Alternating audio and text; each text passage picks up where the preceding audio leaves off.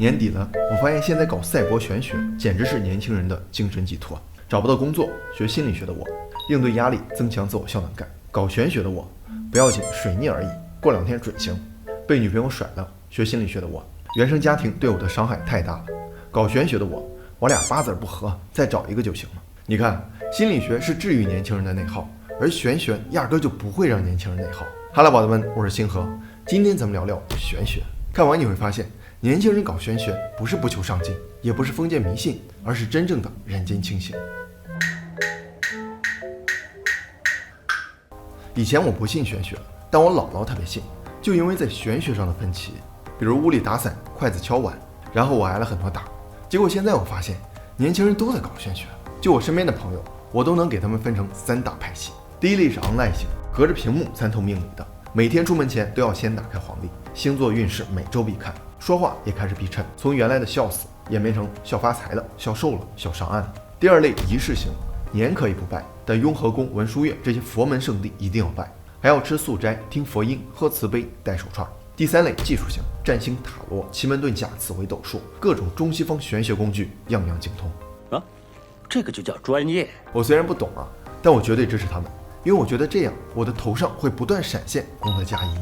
后来我还真找到了关于玄学的哲学解释。法国思想家布莱士·帕斯卡说，我不知道上帝是否存在，如果他不存在，无神论者没有任何好处，但如果他存在，作为无神论者，我会有很大的坏处。这就是经典的帕斯卡赌注。信玄学的成本是很低的，上香求个签，但这样有可能帮我们规避巨大的潜在风险，或者得到做梦都想要的东西。也就是说，信了，即便它不灵，损失也不大；但如果不信，它偏偏奏效了。从那以后，碰到任何玄学说法，我多少都会信一下，万一呢，对吧？玄学到底有没有用？之前我特别纠结这个问题，然后就被我朋友怼了一顿。你就花那么几块钱，求学业、求姻缘、求1个亿，你那是信徒吗？你那是赌徒。我佛要不是慈悲，都给你撵出去了。想想也是，这么功利的问题本身就很不玄学，就跟非要用科学手段验证玄学问题一样，成功就科学，不成功就不科学。但事实上，科学跟玄学是不冲突的。你看那些科学大佬不也信玄学吗？联合国就调查过近300年最牛的300位科学家是否信神，结果除了没办法查明信仰的38位，其余的262位科学家有242人都相信，包括牛顿、爱因斯坦、伽利略、爱迪生等等。这么看的话，一边探讨世界的奥秘，一边感叹神的伟大，好像也不违和。既然成功跟运气多少有点关系，那我们有没有可能靠自己转运呢？咱们一般觉得运气就是纯概率事件，但科学界有人提出了2种有操作空间的运气，我们可以参考。一种是准备运气，就跟你坐公交车一样，早点去站台总能等到车，去晚了车有可能走了，这种运气取决于来的早晚。另一种是行动运气，虽然尝试了99次，但对于第99次来说还是运气，这种取决于尝试的次数。给大家分享2个我个人觉得能增强好运磁场的小习惯。一，多学点东西没坏处。以前我把刷手机也当成学习，但我发现看了一上午什么都没记住，而如果我为了一个问题主动去翻书查资料，就会记得特别牢。所以能不能学到东西不取决于这个东西，而取决于获取的方式。然后我就养成了一个习惯，少填鸭式学习，多主动搜索。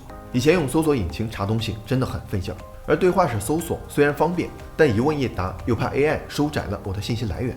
既要又要的我，后面直接换成了夸克，确实是一个很不错的 AI 全能助手，在他这里什么都能搜，能搜健康问题，3甲医生权威回答，给出靠谱建议；能搜法律问题，详细回答还有法律依据和真实案例，不用担心看不懂；甚至还能搜玄学问题，富贵手相的特征，一问就有，还图文并茂，生怕你学不会。当然，除了搜问题，还能搜正版原著小说，搜考研真题资料，总之非常全能。隆重安利啊！夸克还有个学术搜索，与知网、维普等权威官方机构合作，可以给到很专业的回答，答案都是来自专业学术文献的引用，而且下面还有学术大纲，能给我们提供一些内容灵感和思路。大学生绝对不要错过，开题报告和小组作业的 deadline 就要到了。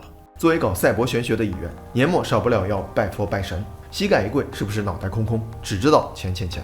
可以用他的 AI 写作来写祈祷词，提前背下来，求神拜佛的时候就不会词穷了。逢年过节也少不了好友之间的互相祝福和仪式感，用夸克来写元旦祝福语和跨年朋友圈也很合适。二，千万不要自我 PUA。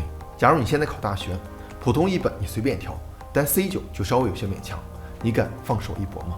决策心理学认为，人在面临选择时，一般都会采用满意原则，而不是最优原则。其实满意原则也没问题，但它有个弊端，会让你习惯性让步，慢慢开始自我 PUA。我考不上大学，这个工作也还行，小王比我能力强。